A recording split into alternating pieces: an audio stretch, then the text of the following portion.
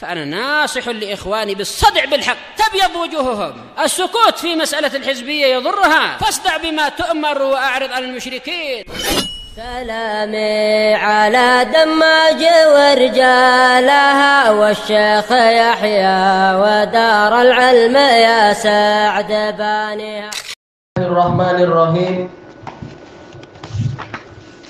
Qalat Ummu Abdillah Al-Ba'daniyah hafidhahallahu ta'ala.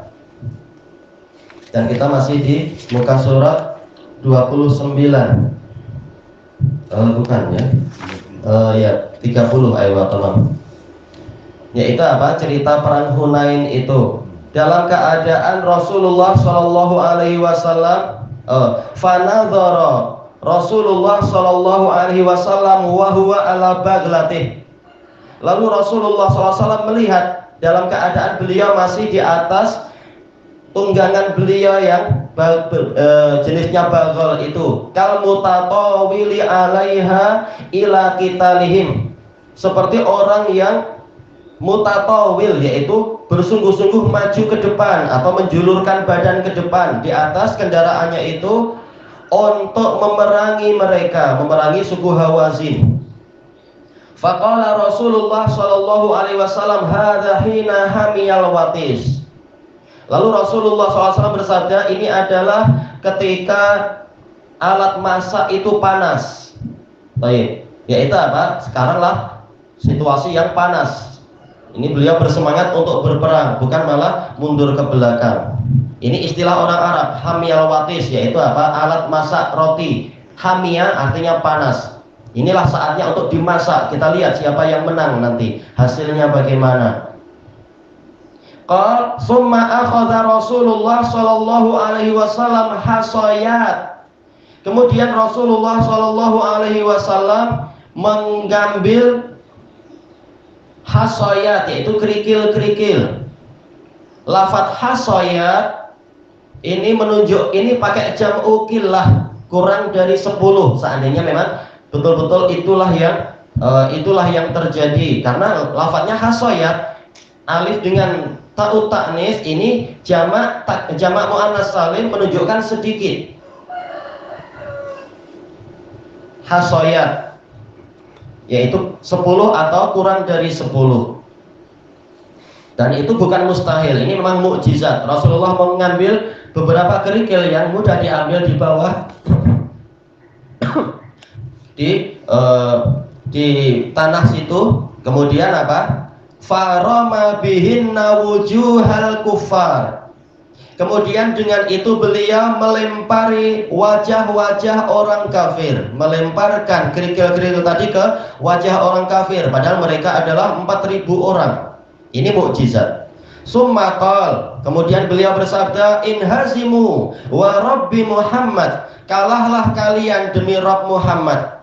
Dalam riwayat yang lain dan hadisnya sahih, beliau mengatakan syahatil wujuh, wajah-wajah yang buruk.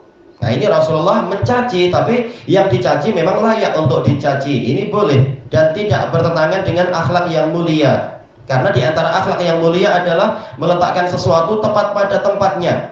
Kita tidak disyariatkan untuk memperbanyak cacian pada orang kafir. Rasulullah melarang. Aisyah mengatakan wa'alaikumussalam dan seterusnya. Semoga kalian wa'alaikumussalam, semoga kalian mendapatkan kecelakaan. Rasulullah melarang, beliau mengatakan apa? Apakah engkau melihat aku mengucapkan kata-kata yang buruk? Jadi hukum asalnya adalah apa? Dakwah dengan baik, bukan mencaci maki orang kafir. Tetapi sekarang ketika berhadapan dengan orang kafir yang membangkang seperti itu, bahkan apa, ingin memerangi Nabi, padahal sudah nampak ayat-ayat. Orang Quraisy saja mereka kalah. Dulu ketika orang Quraisy berhadapan dengan Abrahah yang ingin menghancurkan Ka'bah, Allah menurunkan bantuan dari langit untuk menghancurkan orang-orang yang menyerang Makkah. Tapi sekarang justru ketika Nabi Muhammad SAW datang untuk menaklukkan Makkah, Allah bahkan menghalalkan Makkah untuk beliau. Ini tanda yang besar bahwasanya memang beliau ini membawa ajaran dari Allah. Tapi ternyata orang Hawazin bertekad untuk memerangi Nabi. Berarti memang mereka adalah pembangkang dan penentang. Maka layak untuk dicaci maki Seperti dalam hadis yang sahih, syahatil wujuh, wajah-wajah yang buruk. Baik. Qal fadhahabtu anzur. Lalu mulailah saya. Ini adalah apa? Min af'ali syuru', mulailah saya, kata Abbas bin Abdul Muttalib, saya melihat bagaimana hasil dari pelemparan kerikil yang tidak seberapa banyak tadi. Fa idzal qitalu ala hayatihi fi ma ara fa qala fa wallahi ma huwa illa an ramahum bihasayat. Ini memang agak panjang karena ana tidak segera menerjemahkan karena ada kaitannya. Fama ziltu ara haddahum kalilan. Yaitu apa? Ketika saya lihat ternyata peperangan masih seperti keadaan yang saya lihat, tapi demi Allah tidaklah situasinya itu kecuali tatkala Rasulullah melempari mereka dengan kerikil-kerikil tadi, terus-menerus saya lihat ketajaman mereka itu semakin tumpul. Semula peperangannya masih hebat, tahu-tahu apa? Begitu dilempari dengan kerikil oleh Nabi SAW, ternyata ketajaman mereka menjadi tumpul. Menjadi apa? Semakin berkurang melemah. Wa amruhum mudbiran, dan urusan mereka semakin mundur ke belakang, bukan maju dan menang, tapi malah mundur dan terkalahkan. Baik. Peristiwa ini adalah peristiwa kedua dari apa? Yang pernah Rasulullah lakukan. Peristiwa pertama adalah pada waktu perang Badar, yang mana Rasulullah juga mendapatkan taufik dari Allah untuk melemparkan kerikil itu, kerikil-kerikil seperti itu juga. Baik, makanya kata Imam Ibnul Qayyim rahimahullah dalam Zadul Ma'ad, sering para ulama menyamakan penyebutan antara apa? Perang Badar dan perang Hunain. Kenapa? Karena memang banyak kesamaan di situ. Demikian pula kata Imam Ibnu Taimiyah dalam Majmu'ul Fatawa. Para mu'arrikhin sering menyebutkan perang Badar dan perang Hunain karena ada beberapa kesamaan. Baik. Dan dengan masalah inilah dulu Allah menurunkan ayatnya, wa ma ramaita id ramaita walakinnallaha rama. Allah Ta'ala berfirman, falam taqtuluhum walakinnallaha qatalahum wa ma ramaita id ramaita walakinnallaha rama. Maka kalian tidak membunuh mereka tapi Allah lah yang membunuh mereka. Kenapa? Kenyataannya Allah lah yang menurunkan para malaikat untuk membantu kalian, seperti dalam perang Badar. Ayat itu turun dalam perang Badar. Tapi memang sering disamakan dua peristiwa ini dengan apa? Perang Hunain. Baik, untuk keumuman muslimin Allah mengatakan kalian tidak membunuh mereka, tapi Allah yang membunuh mereka. Khusus untuk Nabi Muhammad Allah berfirman, wa ma ramaita id ramaita walakinnallaha rama. Dari mana kita tahu yang tadi umum, yang sekarang khusus? Karena yang tadi kata Syekhul Islam ini polanya jamak. Falam taqtuluhum, pakai apa? Wawul jamaah, menunjukkan ini kalian semua wahai muslimin, bukan kalian yang membunuh. Tapi untuk masalah pelemparan ini khusus Nabi Muhammad pembahasannya. Wa ma ramaita, pakai dhamir apa? Anta.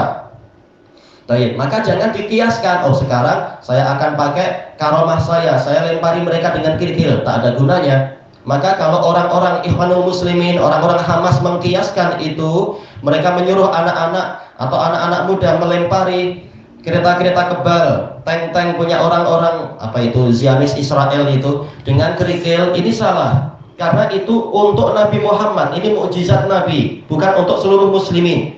Makanya Allah dan Rasulnya tidak memerintahkan para sahabat waktu itu ketika perang adalah melempari orang kafir dengan kerikil. Tak, senjatanya adalah ya ada kuda, ada juga unta, memakai tombak, memakai panah, memakai pedang. Pakai apa? Cara-cara yang ma'ruf. Kalau sekarang mungkin apa? Pakai senjata yang lebih hebat, lebih modern dan seterusnya. Jangan pakai kerikil. Makanya para ulama menentang apa yang diajarkan oleh Ikhwanul Muslimin dan Hamas di Palestina. Anak-anak diajari untuk melempari tank-tank itu, kereta kebal dengan apa? Kerikil. Lalu mereka mengambil gambarnya, mengambil videonya. Lalu apa? Anak-anak itu ditembaki dengan tank. Ya, memang ini bunuh diri kalau cara seperti itu. Kita bukan Nabi.